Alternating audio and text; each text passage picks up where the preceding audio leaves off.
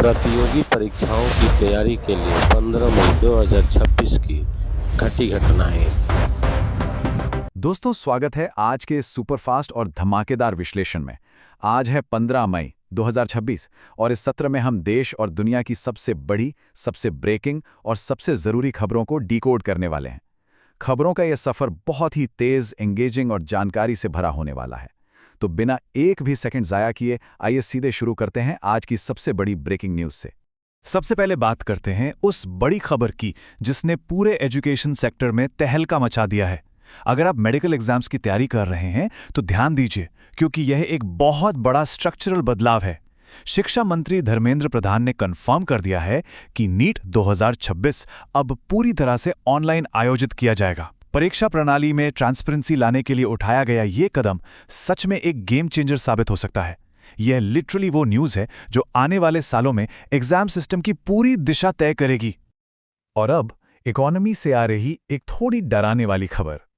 96.07 ये आंकड़ा अर्थव्यवस्था के लिए एक बहुत बड़ा झटका है। भारतीय रुपया यूएस डॉलर के मुकाबले गिरकर अपने अब तक के सबसे निचले यानी रिकॉर्ड लो स्तर पर आ गया है। देखिए, जब करेंसी की वैल्यू इस तरह धड़ाम से गिरती है ना, तो इंपोर्टर सीधा महंगा हो जाता है, जिसका असर सीधे हमारी और आपकी जेब पर पड़ता है। इस हिस्टोरिकल गिरावट के पीछे आखिर क्या ग्लोबल रीजंस हैं, उस पर हम आगे चर्चा करेंगे। आइए अब जल्दी से नजर डालते हैं राष्ट्रीय समाचार और आज के प्रमुख सरकारी फैसलों पर। प्रधानमंत्री नरेंद्र मोदी अपनी 5 देशों की बेहद अहम राजनयिक यात्रा पर निकल चुके हैं। डे 1 शुरू होता है यूएई से, जिसके बाद नेदरलैंड्स, स्वीडन, नॉर्वे और आखिर में इटली का दौरा है।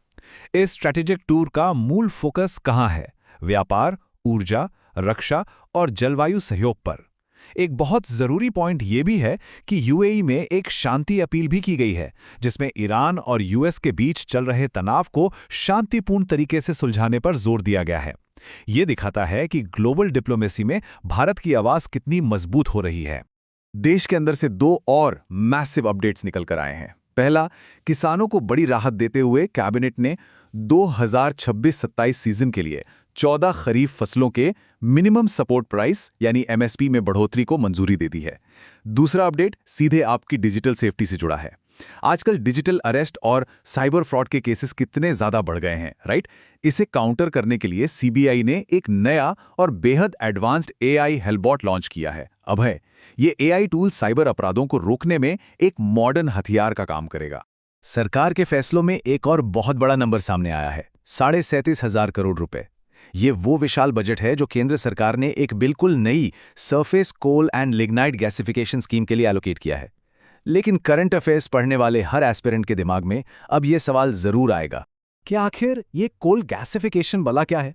तो सिंपल शब्दों में समझें, ये कोयले को सिंथेटिक गैस में बदलने की एक साइंटिफिक प्रोसेस है। इसे क्लीन एनर्जी प्रोड्यूस करने का एक बेहतरीन जरिया माना जाता है। आप जानते ही हैं, भारत इस समय एलएनजी इंपोर्ट्स पर बहुत ज़्यादा डिपेंड करता है। तो इस स्कीम का अल्टीमेट टारगेट इस निर्भरता को घटाना और हमारे क्लीन एनर्जी गोल्स को स्पीड अप करना है। ये फ्यूचर की एनर्जी नीड्स के लिए एक एब्सोल्यूट गेम चेंजर है। अब चलते हैं ग्लोबल लेवल पर, अंतर्राष्ट्रीय कूटनीति और वैश्विक संकट की तरफ। ब्रिक्स की बैठक में विदेश मंत्री एस जयशंकर ने एक बेहद पावरफुल स्टेटमेंट दिया है। उन्होंने स्ट्रिक्टली कहा है कि जब तक यूनाइटेड नेशंस में कोई सार्थक सुधार नहीं होते, तब तक उसकी प्रभावशीलता और क्रेडिबिलिटी सीमित ही रहेगी। ये ग्लोबल इंस्टीट्यूशंस को एक सीधा मैसेज है कि दुनिया बदल रही है और अब उन्हें भी आज की रियलिटी के हिसाब से खुद को अपडेट करना ही पड़ेगा। ग्लोबल फ्लैश पॉइंट्स की बात करें तो आज जापान में 6.6 तीव्रता का एक शक्तिशाली भूकंप आया। लेकिन बहुत राहत की बात यह रही कि सुनामी की कोई चेतावनी जारी नहीं हुई। वहीं दूसरी तरफ अमेरिका से खबर है, जहां डोनाल्ड ट्रंप ने चीन के साथ रिलेशंस में सुधार आने की आशा जताई है। जियोपॉलिटिक्स में ये छोटे स्टेटमेंट्स आगे आने वाले बड़े बदलावों का इशारा हो सकते हैं। वापस आते हैं पैसों की बात पर, अर्थव्यवस्था, रुपया और हमारा शेयर बाजार। जैसा कि हमने शुरू में रुपए की हिस्टोरिकल गिरावट की बात की थी, उसके साथ एक और बड़ा झटका लगा है। ग्लोबल ऑयल क्राइसिस के कारण आज पेट्रोल, डीजल और सीएनजी की कीमतों में भारी इजाफा हो गया है। जब इंटरनेशनल सप्लाई चेन हिल जाती है तो इसका डायरेक्ट चेन रिएक्शन हमारी ट्रांसपोर्ट कॉस्ट और घर के मंथली बजट पर पड़ता है। लेकिन इकोनॉमी भी ना बड़ी अजीब चीज़ है। एक तरफ रुपया अपने ऑल टाइम लो पर है, तेल के दाम आग लगा रहे हैं, और दूसरी तरफ आज शेयर बाजार में सॉलिड तेजी देखने को मिली। सेंसेक्स ने 239 पॉइंट की बढ़त दर्ज की और निफ्टी 78 पॉइंट ऊपर बंद हुआ। इसे तो इकोनॉमिक पैराडॉक्स कहते हैं, जहां इतने मैक्रो इकोनॉमिक संकटों के बावजूद मार्केट अपनी अलग ही आशा और पॉजिटिविटी पर चल रहा है। नेक्स्ट अप, विज्ञान, तकनीक और पर्यावरण से जुड़े अपडेट्स। ध्यान दीजिएगा, एक नई रिपोर्ट में बहुत ही अलार्मिंग तथ्य सामने आया है।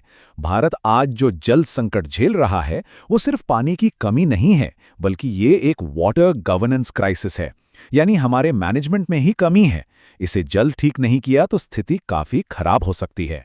टेक्नोलॉजी में MAIT ने इनोवेशन और इंटेलेक्चुअल प्रॉपर्टी को बढ़ावा देने के लिए एक नया IP कैटलिस्ट इनिशिएटिव शुरू किया है, और एनवायरनमेंट को बचाने के लिए अब भारत में टेक्सटाइल रिसाइकलिंग को तेजी से आगे बढ़ाने की नई रणनीति तैयार की जा रही है।